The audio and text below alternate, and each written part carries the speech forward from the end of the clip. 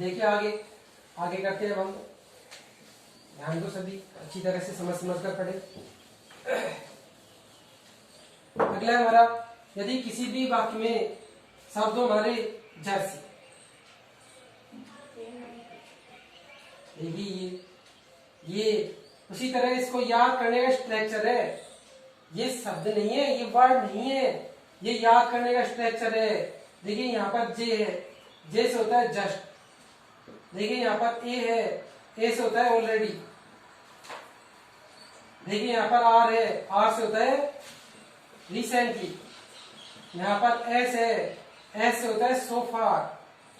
और यहाँ पे वाई है, वाई से होता है यट। इस तरह इसके अलावा अन्य भी शब्द होते हैं हमारे, और शब्दों नॉट येट,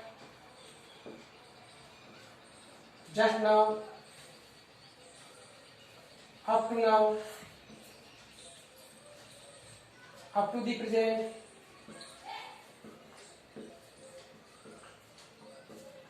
ऐसे।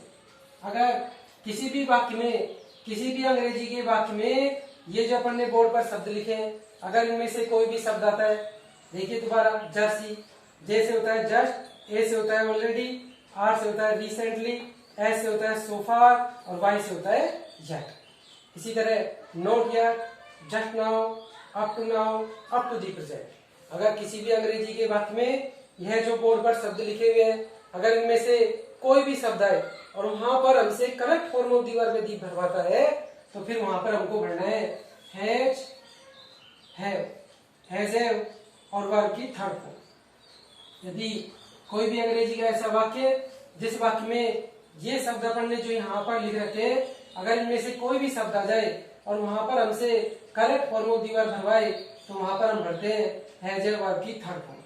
देखिए अगर यहाँ का सब्जेक्ट है he, she, it, name, he, she, it, name, और एक वचन का है तो हम लगाएंगे हैज।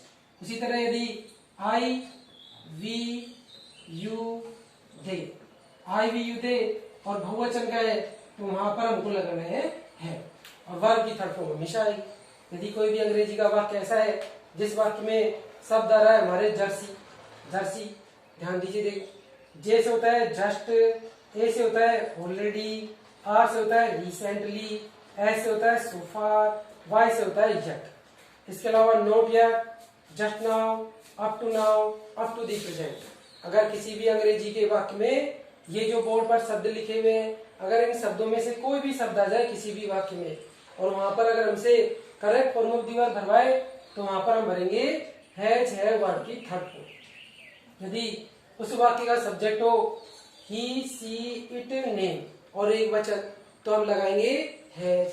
और यदि वाक्य का सब्जेक्ट हो आई, वी, यू, दे और बहुवचन, तो हमको लगाना है अच्छी तरह से ध्यान रखना है, ये शब्दों, ये जो शब्द अपन ने यहाँ पर लिखे हैं, इनमें से कोई भी शब्द हो, वाक्य का सब्जेक्ट हो ही, सी, इट, नेम और एक वचन, तो हैज आएगा।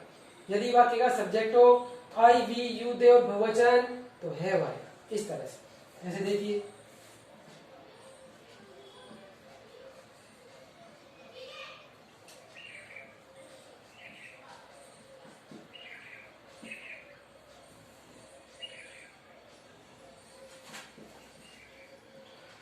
देखिए ही खालिस्तान इस बार ऑलरेडी।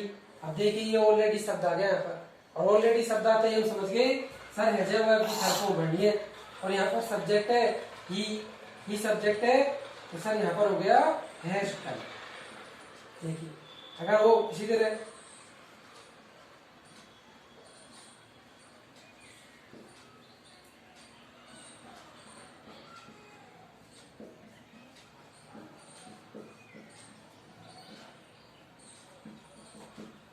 ये देखिए you Khalistan, your, lesson, sofa. अब देखिए सोफार शब्द है, यहाँ पर सोफार शब्द आ गया, और सोफार शब्द आते ही हमको भरना होता है हैज, हैव वर्ब की थर्ड फॉर्म। अब यहाँ पर वाक्य का सब्जेक्ट है यू, देखिए यू सब्जेक्ट है।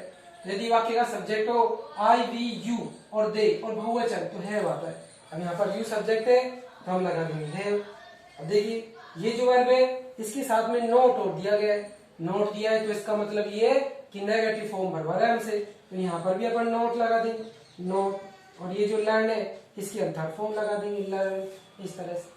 यदि कोई भी ऐसा वाक्य हमारा अंग्रेजी का जिस वाक्य में जर्सी शब्द आता है और वहां पर अगर हमसे correct form of the verb भरवाता है तो वहां पर हम भरते हैं हैज ए वर्ब की थर्ड फॉर्म। ध्यान दो, जे से होता है जस्ट, ए से होता है ऑलरेडी, आर से होता है रिसेंटली, एस से होता है सोफा, वाई से होता है येट। इसके अलावा not yet, just now, up to now, up to the present, ये शब्द। यदि वाक्य का सब्जेक्ट हो ही सीट नेम और एकवचन तो हैज लगाएंगे, आई ईड और बहुवचन हो तो हैव लगाएंगे, और वर्ब की थर्ड फॉर्म सबके साथ आए। जैसे यहाँ पर लिखा पढ़ेंगे ही खालिस्तान इज वर्ब ऑलरेडी, ये ऑलरेडी शब्द है इसलिए यहाँ पर हो गया has done. You Khalistan note learn your lesson sofa, यहाँ पे सोफा शब्द है, नेगेटिव फॉर्म बराबर है तो है नोट लर्न, इस तरह से। ठीक है,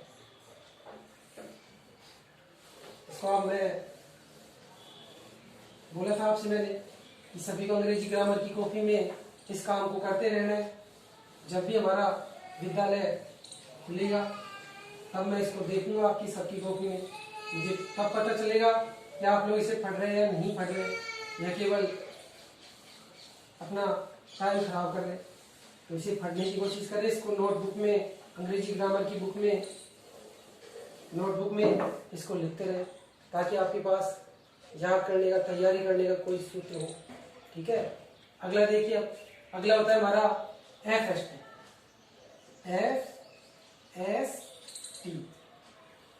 FST।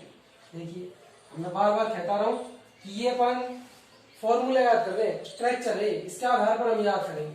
देखिए ये F है, F का मतलब होता है फोर, और ये S है, S का मतलब होता है सिंस, S फोर सिंस, और ये T है, T का मतलब होता है टाइम। तो अगर कोई भी अंग्रेजी का वाक्य हमारा ऐसा है जिस वाक्य में फोर सिंस और उसके साथ में टाइम आ रहा है, समय, यदि किसी भी अंग्रेजी के वाक्य में फोर हो, सिंस हो और उसके साथ में टाइम दिया गया हो, यह जो टाइम है कोई सा भी हो, चाहे प्रेजेंट का हो चाहे पास्ट का हो, उससे हमें कोई मतलब नहीं है, समय आना चाहिए। यदि फोर है, सिंस है, उसके साथ में टाइम आ रहा है, यह जो टाइम है उससे हमें कोई मतलब नहीं होता है, टाइम आना चाहिए फोर और सिंस के बाद। यदि फोर और सिंस के बाद में टाइम आ रहा है, समय आ रहा है, और वह समय चाहे प्रेजेंट का हो चाहे पास्ट का हो, उससे हमें कोई भी मतलब नहीं होता है। अगर वहां पर हमसे correct form of the verb भरवाता है तो फिर हम भरेंगे हैज, हैव, बीन, और वर्ब की फर्स्ट फॉर्म में आईएनजी। यदि किसी भी वाक्य में फोर सिंस और टाइम आता है और उस वाक्य में अगर हमसे correct form of the verb भरवाता है तो वहां पर आता है हैज बीन, वर्ब फर्स्ट में आईएनजी। यदि किसी भी वाक्य का सब्जेक्ट हो ही, सीट नेम और एक वचन तो हैज लगाएंगे, अभी पढ़ा था हमने। ही सीट नेम और एक वचन है तो हैज आएगा। आई भी युद्ध और बहुवचन है तो वहां पर हमको लगाना है। यदि कोई भी अंग्रेजी का वाक्य हमारा ऐसा जिस वाक्य में फोर सिंस और टाइम दिया गया हो और वहां पर अगर हमसे correct form of the verb भरवाता है तो फिर वहां पर हम हैज और बीन वर्ब फर्स्ट में आईएनजी का प्रयोग करते हैं।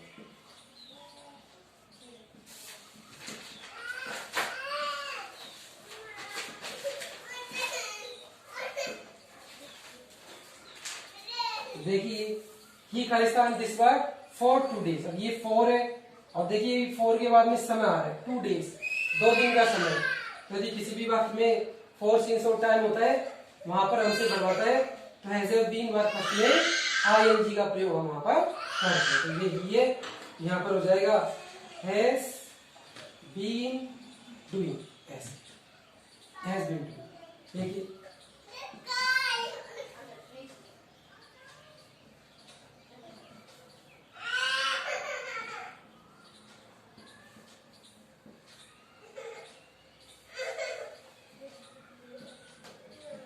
देखिए I Khalistan work hard since, ये सिंस शब्द आ गया। उसके बाद में देखिए ये समय आ रहा है, समय आ रहा है, समय आ रहा है, आई सब्जेक्ट है तो यहाँ पर हो जाएगा आई के साथ है बीन वर्किंग, यदि कोई भी वाक्य हमारा ऐसा जिस वाक्य में फोर सिंस और टाइम दिया गया हो वहां पर अगर हमसे भरवाए तो हैज बीन वर्ब फर्स्ट में आईएनजी का प्रयोग हम वहां पर लिख लीजिए।